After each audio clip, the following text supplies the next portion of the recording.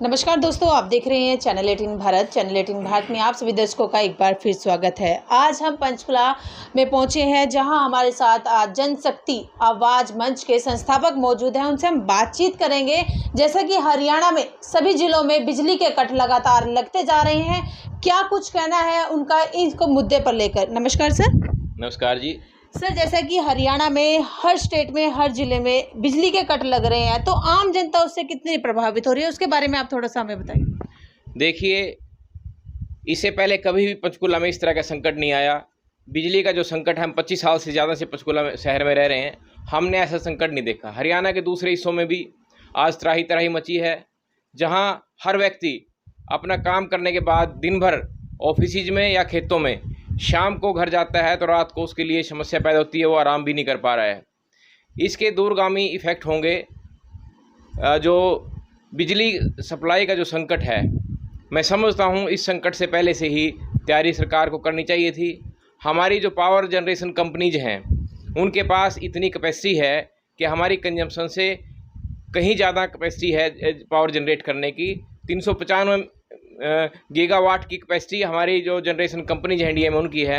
Actual peak hours में जो consumption है वो 205 या 208 गीगावाट तक ही कैपेसिटी है। आज जो संकट है उसके पीछे सबसे ज़्यादा जो कारण बताए जा रहे हैं वो है कोयले की सप्लाई और साथ में बाहर से आने वाले कोयले में के बड़े दाम। हमारे पास कोयले के पर्याप्त भंडार हैं, कोयले की पर्याप्त खदानें इंडिया में हैं। ये जो संकट है ये इस तरह का संकट है कि जो सरकार की कामयाबी ना होने की वजह से, समय पर इंतजाम ना होने की वजह से ये संकट पैदा हुआ। हमारे देश में इस तरह के संकट से पूरी अर्थव्यवस्था चरमरा जाएगी और मैं समझता हूँ ये कोविड-19 से भी बड़ा संकट पैदा होगा। हमारे जहाँ उद्योग धंधे हैं वहाँ प्रोडक्शन कम हो रही है। उद्योग धंधों में काम करने वाले जो मजदूर हैं या दूसरे जो कर्मचारी हैं उनका रोजगार जा रहा है। प्रोडक्शन कम होने की वजह से आने वाले समय में महंगाई बढ़ेगी। महंगाई की मार हर व्यक्ति को प्रभावित करती है, बशर्ते कि समय पर उन लोगों की ये सरकार यदि सहायता ना करे। मैं समझता हूँ कि हमारा एक्सपोर्ट इंपोर्ट का जो बैलेंस है वो ख़राब होता है। आज हमारा इंपोर्ट और एक्सपोर्ट में 17 से 18% का मार्जिन है। हमारा जो इंपोर्ट है वो 17-18% ज़्यादा है, एक्सपोर्ट हमारा कम है। इससे हमारी देश की अर्थव्यवस्था जहाँ ख़राब होगी, हमारे जो पैसे की कीमत है, रुपए की जो कीमत है इंटरनेशनल मार्केट में डॉलर के मुकाबले, वो काफ़ी कम हो जाएगी। हर व्यक्ति इससे प्रभावित होगा।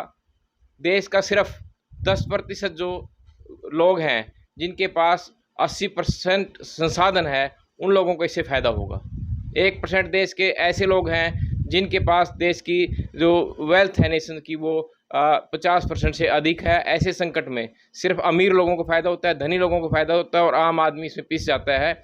मैं समझता हूँ कि सरकार को इस पर इस तरह के स्टेप्स उठाने की तुरंत आवश्यकता है, ताकि power generation companies power generate करें टाइमली और लोगों तक उसकी सप्लाई हो, डोमेस्टिक सप्लाई हो। इंडस्ट्रियल में जो पावर कट हैं वो कट ना लगे, वरना ये संकट कोविड-19 से बड़ा संकट होगा। देश में महंगाई की मार हर आदमी को प्रभावित करेगी।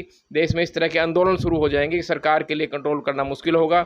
इस तरह की जो संकट है उनके बारे में मैं समझता हूं कि जो संबंधित मंत्री हैं, जो पब्लिक के चुने हुए नुमाइंदे हैं, उनको नैतिकता के आधार पर रिजाइन करना चाहिए।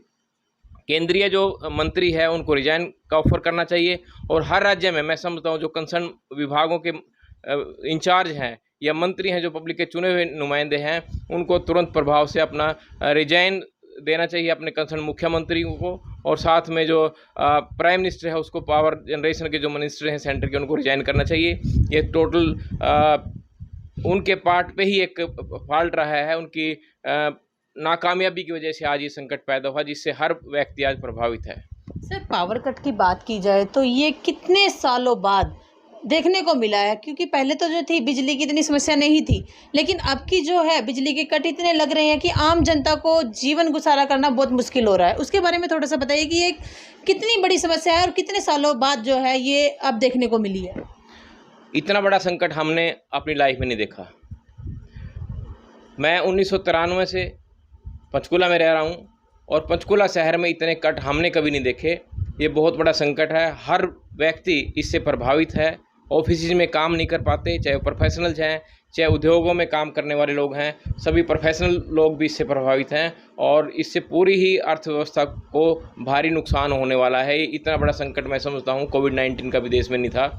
जो पावर जनरेशन कंपनीज की महंगाई बढ़ाने की वजह से ये सारा संकट पैदा किया गया संकट है। जो पावर डिस्ट्रीब्यूशन कंपनीज हैं उन पर ब्लेम किया जा रहा है कि वो उसका पैसे नहीं देते। एक्चुअल में मुझे लगता है कि सारा एक षड्यंत्र है जिसमें पावर जनरेशन कंपनी जो है बिजली के दाम बढ़ाना चाहती हैं। आज जहां उद्योगों के लिए 12 रुपये यूनिट की बात है, तो आज कंपनियों की जो आने वाली डिमांड होगी 20 रुपये यूनिट तक जा सकती है, जो हर आदमी को प्रभावित करेगी। इससे हमारे जो फ्यूल कंजम्पशन है, फ्यूल कंजम्पशन भी बढ़ेगी और बाहर से जो हम आयात करते हैं कच्चा तेल, वो तेल आयात करना पड़ेगा और इससे और ज़्यादा हमारे जो करेंसी की कीमत गिरेगी, जो हर व्यक्ति के लिए एक भारी संकट पैदा करेगा। जहां बेरोज़गारी है, हमारे देश में आज युवा बेरोज़गार हैं और आने वाले समय में बेरोज़गारी की दर बढ़ेगी, जिससे आने वाले समय में भारी संख्या में लोग या तो क्रिमिनल बनेंगे या डिप्रेशन की स्थिति में चले जाएंगे, जो देश के लिए बहुत बड़ा संकट है। इससे तुरंत उभरने की ज़रूरत है। सरकार को इमीडिएट इसके लिए स्टेप्स उठाने की आवश्यकता है, वरना इसके भयानक परिणाम हो सकते हैं। सर, हरियाणा के मुख्यमंत्री ने कल एक बयान जारी किया था कि आने वाली 15 मई तक बिजली के इन कटों से राहत मिल पाएगी। उस पर आपका क्या कुछ कहना है? किस नज़रिए से देखते हैं आपको उनके इस बयान को? देखिए, माननीय मुख्यमंत्री जी को स्टेटमेंट देने से पहले सोचना चाहिए था कि 15 मई तक का जो समय बड़ा क्रूशियल समय है। अचानक जो तापमान है वो बढ़ गया है। पिछले 122 सालों का रिकॉर्ड तापमान ने तोड़ा है इंडिया में, और इतना लंबा समय पब्लिक के लिए बड़ा मुश्किल होगा। ये संकट का समय है। जो अमीर लोग हैं, जो पावरफुल लोग हैं, उनको इस संकट का मालूम नहीं है।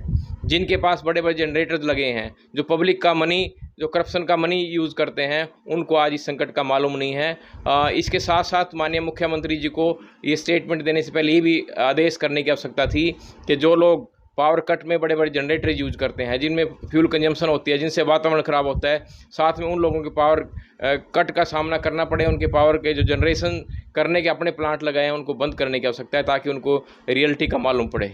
सर, इस समस्या से हल किस तरह मिल सकता है? किस तरह का हल निकाल सकते हैं, उसके बारे में बताइए। एक तो सरकारों को पहले से ही अपना स्टॉक खोल कर रखना चाहिए था। ये हर साल होता है, जैसे ही तापमान बढ़ता है तो पावर की कंजम्पशन बढ़ जाती है, डोमेस्टिक पावर की कंजम्पशन बढ़ जाती है। डोमेस्टिक पावर की कंजम्पशन बढ़ते ही आज ज़्यादातर पावर जनरेशन प्राइवेट हाथों में जा रही है। प्राइवेट जो कंपनी है उनको एक अवसर मिल जाता है पावर कट लगा के या कम प्रोडक्शन दिखा के, कोल की आर्टिफिशियल कमी दिखा के अपने रेट बढ़ाने का।